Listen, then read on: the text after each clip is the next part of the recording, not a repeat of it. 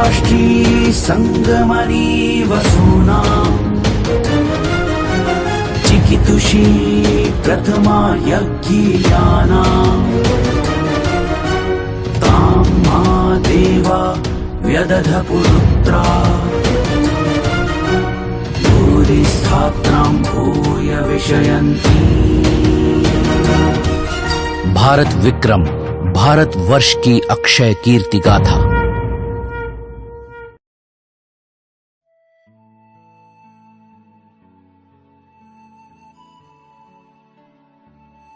मनुष्य की चेतना का निर्माण न जाने कब हुआ, कैसे हुआ, लेकिन इसकी कथा की रहस्यात्मकता में मनुष्य और सामूहिक चेतना के विनिमय में कभी मनुष्य कभी स्थान न जाने कैसे इसके अंश बन जाते हैं, किसी को नहीं पता। इस रहस्यात्मक प्रक्रिया को समझने के प्रयासों में ऋषि, साधु, फकीर सब लगे हुए हैं, लेकिन इसका भेद कोई नहीं बता सकता, क्योंकि जो ताओ को जानते हैं तो बता नहीं सकते, और जो बताते हैं ताओ को नहीं जानते।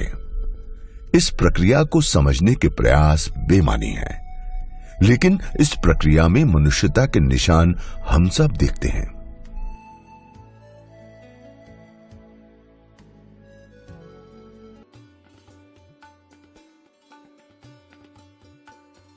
इसमें दो नाम जिन्होंने भारतीय चेतना का निर्माण किया और जिससे भारतीय चेतना समृद्ध हुई है, वे हैं विक्रमादित्य और अयोध्या। अयोध्या की जो परंपराएं हैं वो कहती है कि इस नगरी का पुनरुद्धार जो है विक्रमादित्य ने किया था। विक्रमादित्य तो बहुत सारे हो गए, कौन सा विक्रमादित्य? तो उन्होंने कहा कि गंधर्व सेन का पुत्र। तो निर्धारित हो गया कि गंधर्व सेन जो है वो तो उज्जैन का राजा था, तो उसका पुत्र जो विक्रमादित्य है उसने इस अयोध्या का पुनर्निर्माण किया और यहाँ बहुत सारे मंदिर बनाए। विक्रमादित्य और अयोध्या का संबंध एक दूसरे से परस्पर इस तरह है जिस तरह नाड़ी और मज्जा का होता है।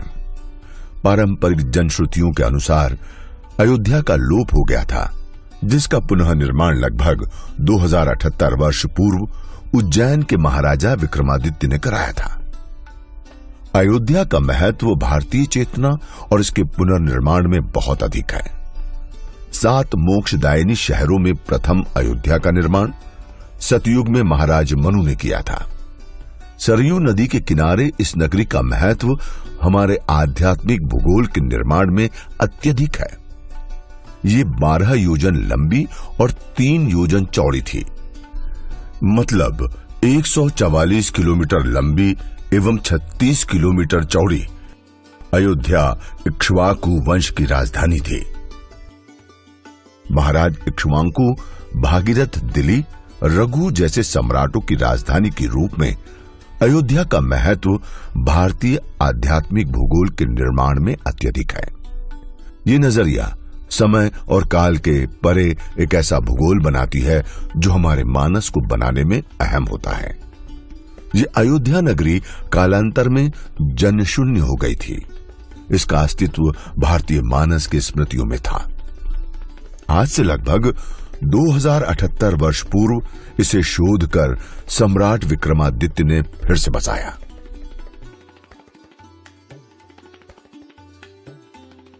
वर्तमान में हमारे पास में विक्रमादित्य संबंधी प्रमाण बहुतायत में उपलब्ध हैं। मोहरों के रूप में, सील के रूप में, मुद्राओं के रूप में और प्रतिमा पर अंकित किए गए लेखों के रूप में। आज के समय में हम कह सकते हैं कि विक्रमादित्य उज्जैन का लोक कल्याणकारी न्यायप्रिय शासक था। एक वीर विक्रम के रूप में उसको स्थापित करते हैं।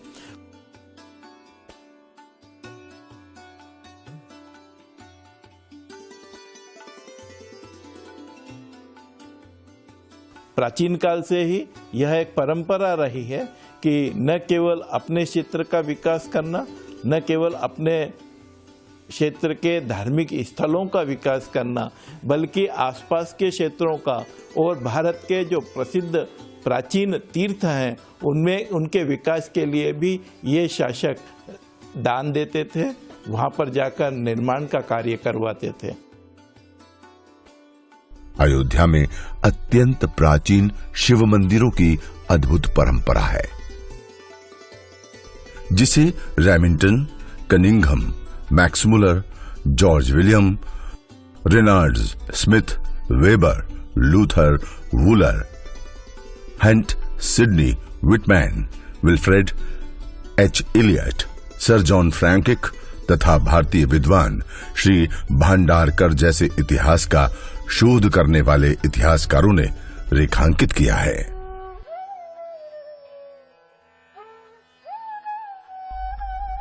वर्ष 2019 में उच्चतम न्यायालय के फैसले के अनुसार यह माना था कि महाराज विक्रमादित्य के समय में एक भव्य मंदिर था, यानी ये तथ्य अब विवादास्पद नहीं रह गया कि यहां एक मंदिर था।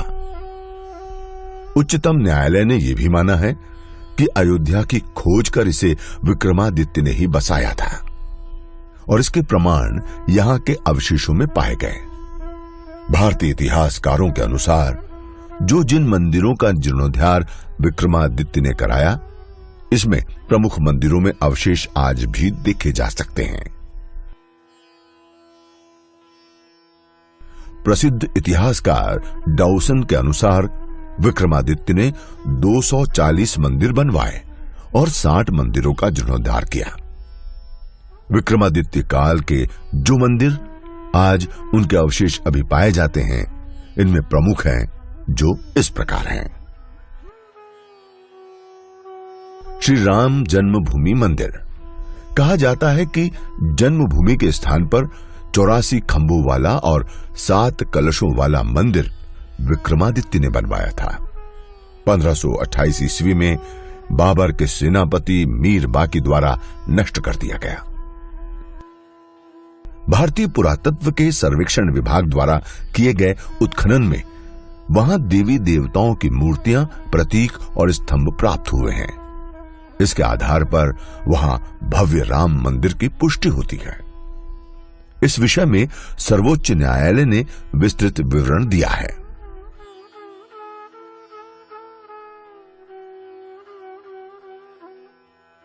कनक भवन। विक्रमादित्य ने 57 ईस्वी पूर्व इसका पुनर्निर्माण कराया था। इसमें 3 तत्कालीन समय की मूर्तियां हैं। कनक भवन में एक शिलालेख है, उसमें से एक श्लोक जो है उद्धृत किया गया है कि गंधर्व सेन के पुत्र विक्रमादित्य ने ये कनक भवन का पुनर्निर्माण किया।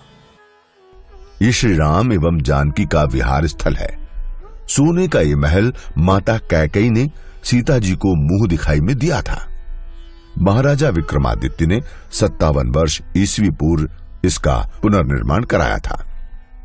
वर्तमान कनक भवन का निर्माण ओरछा नरेश सवाई महेंद्र प्रताप सिंह की धर्मपत्नी वृषभानु कुंवर द्वारा सन 1891 ईस्वी में करवाया गया था।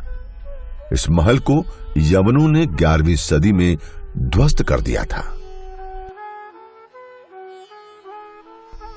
रत्न सिंहासन।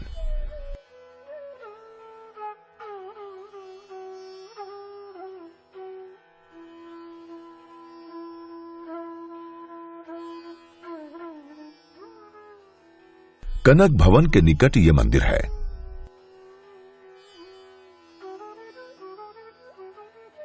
यहां इस काल की 3 मूर्तियां प्राप्त हुई हैं। कहते हैं श्री राम का राज्याभिषेक यहां हुआ।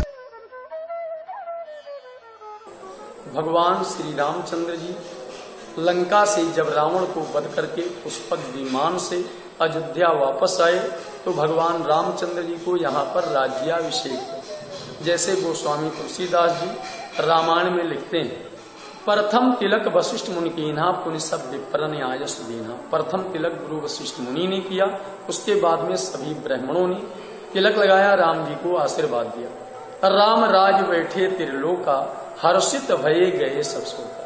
भगवान श्री रामचंद्र जी जिस समय राजगद्दी पर बैठे, देवताओं ने फूलों की वर्षा की। इंद्र कुबेर ने सोने चांदी मणियों की 1.25 पहर तक वर्षा की।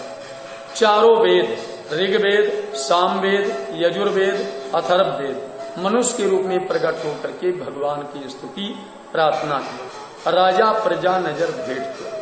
यहाँ मर्यादा पुरुषोत्तम भगवान श्री रामचंद्र जी 11,000 वर्ष बैठ के राज किए। अयोध्या के मध्य में रामकोट मोहल्ले में मर्यादा पुरुषोत्तम रामचंद्र जी की राजगद्दी स्थित है। लक्ष्मण मंदिर। सहस्त्रधारा तीर्थ लक्ष्मण घाट में लक्ष्मण के शरीर छोड़ने के स्थान पर मंदिर है। यहां श्री लक्ष्मण जी ने परम धाम को प्रस्थान किया था। इस मंदिर में शेष अवतार लक्ष्मण जी की 5 फीट की चतुर्भुजी प्रतिमा है। ये प्रतिमा सामने के कुंड में पाई गई थी। बड़ी देवकाली शीतला देवी दुर्गा कुंड पर विक्रमादित्य ने त्रिदेवों की स्थापना की। शक्ति यंत्र और एक ही शिला में महालक्ष्मी, महाकाली, महासरस्वती की प्रतिमाएं हैं। इन्हें भगवान श्री रामचंद्र की कुलदेवी कहा जाता है। कालांतर में सम्राट विक्रमादित्य ने शालिग्राम शिला में त्रिदेवियों की स्थापना की थी। विक्रमादित्य और अयोध्या एक दूसरे से ऐसे घुले मिले हैं कि इनके अलग होने की कल्पना नहीं की जा सकती। वैसे भी ये भारतीय चेतना, आध्यात्मिक भूगोल और हमारी पहचान से जुड़ा एक अध्याय है। इस तरह देखें तो भारतीय चेतना के निर्माण और हमारी सामूहिक स्मृति में ये नाम विक्रमादित्य और अयोध्या गूंजते रहते हैं और गूंजते रहेंगे।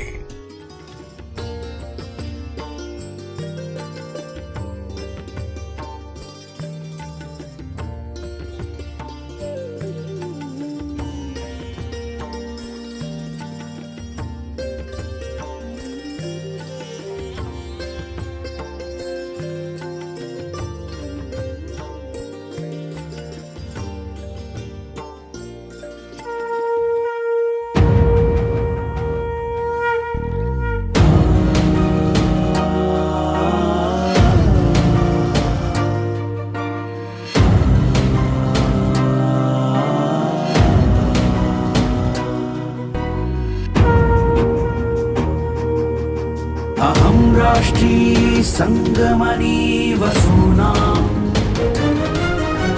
चिकितुषी प्रथमा यज्ञियानां